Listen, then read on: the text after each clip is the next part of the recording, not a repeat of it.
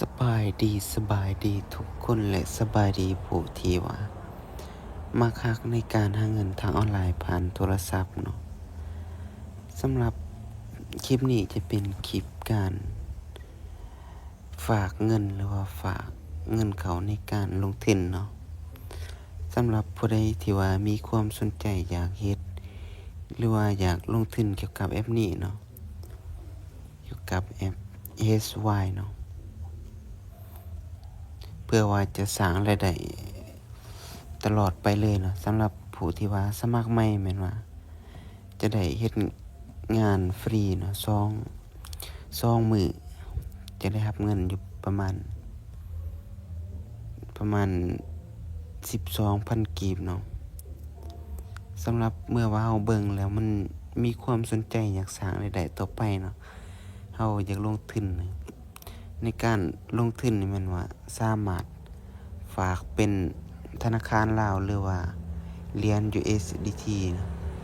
BEP20 เนาะสำหรับในการฝากนี้เราจะเข้าบอนน่ารักนี่ก่อนเนาะแล้วก็กดกระเป๋าของข่อยแล้วกดเติมเงินแล้วเราจะเลือกว่าจะเติมด้วยบัญชีลาวบ่หรือว่าเหรียญ USDT เนาะถ้าว่าเติมใส่บัญชีลาวกดบนนี้เนาะแล้วเราจะเลื่อนลงหลุมมันจะมี QR ของเขาเนาะ QR ของบริษัทแล้วเราจะใส่จำนวนเงินเราแคป QR ตัวนี้ออกไปโอนเนาะเหรียญให้เขาหรือว่าโอนเงินให้เขาเนาะจำนวน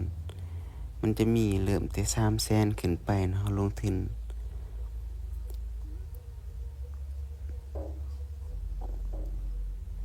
เมื่อว่าเราโอนสำเร็จแล้วนะเราจะใส่จำนวนเงินตัวอย่างของข่อยที่ใส่เป็น300,000เนาะแล้วอยู่นี่แม่นว่าให้เราเอาสลิปหรือว่าเอาบิลที่ว่าเราโอนเงินเนาะ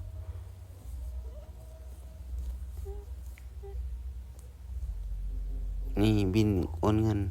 ส่วนว่าเลข ID ถ้าว่าใส่บัญชีเงินกีบแม่นว่าให้เราเอาบอนรหัสอ้างอิงเนาะตัวอย่างตัวนี้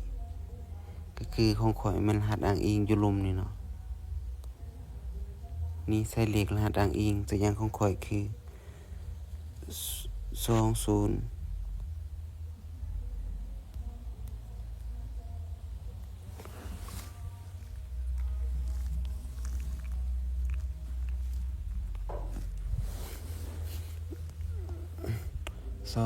แล้วก็60319483ก็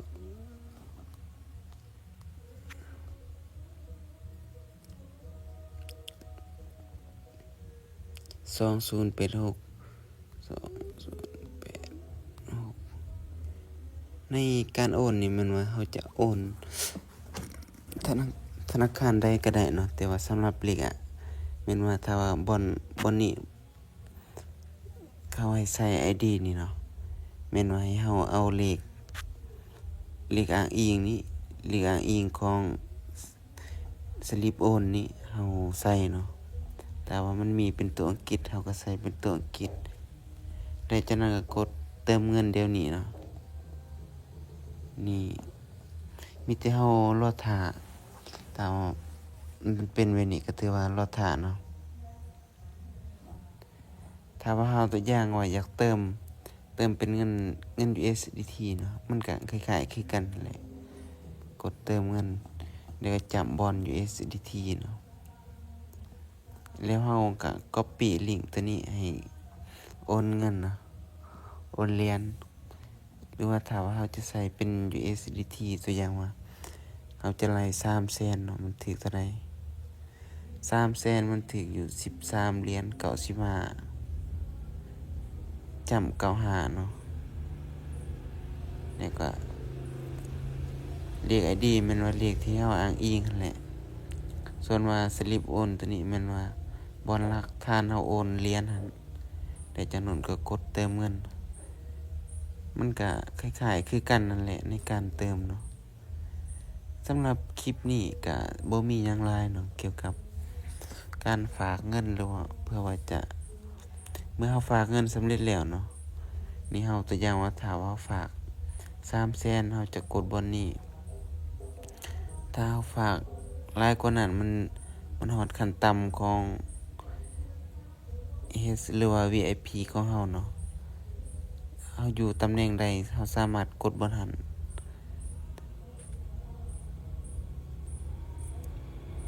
เมื่อว่าเฮากดแล้วเนาะมีแต่เฮาสามารถเบิ่งวิดีโอไปเลยเนาะ